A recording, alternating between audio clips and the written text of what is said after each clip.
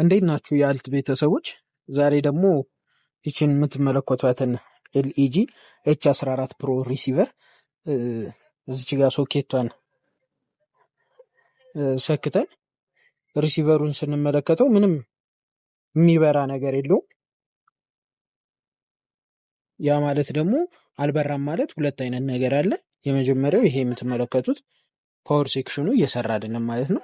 ፓወር ሴክሽን እዚህ ቾፐር ላይ 12 ቮልት በ1 አምፒር ተብሎ ከተጻፈ ይሄ ሜንቦርዱ የሚሰራው በ12 ቮልት ነው ማለት ነው። ስለዚህ ምንድነው የምናደርገው? የመጀመሪያው እዚህ ጋር ይሄንን ከፓወር ሴክሽን የሚመጣውን ነገር እንነቅልና ዲሲያችንን ይሄ ዲሲ 12 ቮልቴጅ ላይ እናደርገዋለን። ስለዚህ እንደዚህ 12 ቮልቴጅ ላይ ካረግን በኋላ ምንድነው የምናደርገው? እዚህ ጋር ሪሲቨሩ ላይ አምጥተን ግራውንዱን በደሞ እዚች ጋር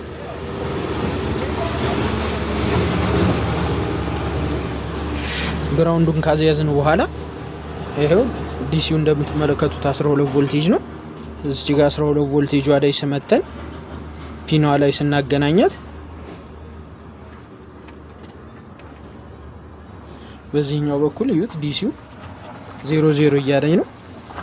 ተርሚናሏን ስቀይርም እዛች ጋር 00 እያለኝ ነው። ስለዚህ ምንድነው ማለት ነው ይሄ ነገር የሜንቦርዱ ላይ ሾርት አለ ማለት ነው። ስለዚህ ሜንቦርዳችንን ደግሞ ቼክ ለማድረግ ምንድነው የምናደርገው? ሜትራችንን እዚች ጋር ወደ ኮንቲኒቲ ሞድ እንቀይርና ወይም ዳዮድ ሞድ ላይ እናደርግና ግራውንድ እናስይዛለን።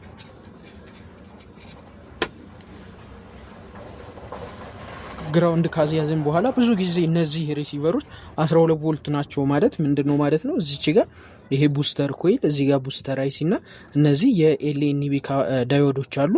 ብዙ ጊዜ እነሱ ዳዮዶች ምን ያደርጋሉ ማለት ነው፣ ፌል ሊያረጉ ስለሚችሉ እዚች ጋር መጥተን ምን እናደርጋለን? እነዚህን ካፓሲተሮች ቼክ እናደርጋቸዋለን ማለት ነው። አሁን እንደምታዩት በሁለቱም ሳይድ ኮንቲኒቲ እየሰጠኝ ነው።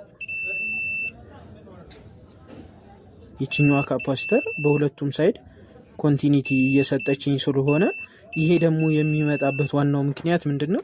ይሄ ቡስተር አይሲ የምንለው 8035 አይሲያችን ሾርት ያደርጋል ማለት ነው። ስለዚህ መጀመሪያ ምን እናደርጋለን? ይችን አይሲ በብሎራ ሙቀት እንቀይራታለን።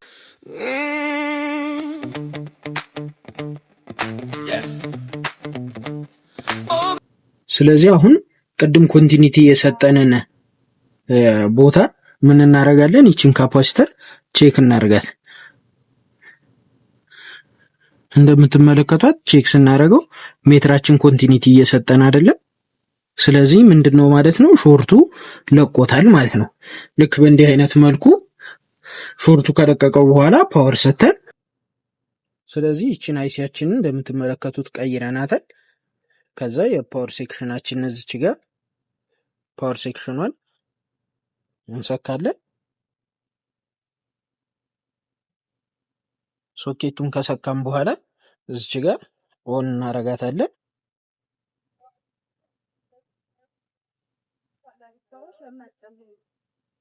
እንደምትመለከቱት ሪሲቨራችን እንደዚህ ሆኖ በርቷል ማለት ነው። ከዛ በኋላ አንድ ነገር ነው ቼክ ማድረግ የሚጠበቅብን። እሱን ቼክ ለማድረግ ደግሞ እዚች ጋር ያለችውን ዳዮድ ሜትራችንን ወደ ዲሲ ቮልት ቀይረን እዚች ዳዮድ ላይ ቮልቴጅ ስንለካ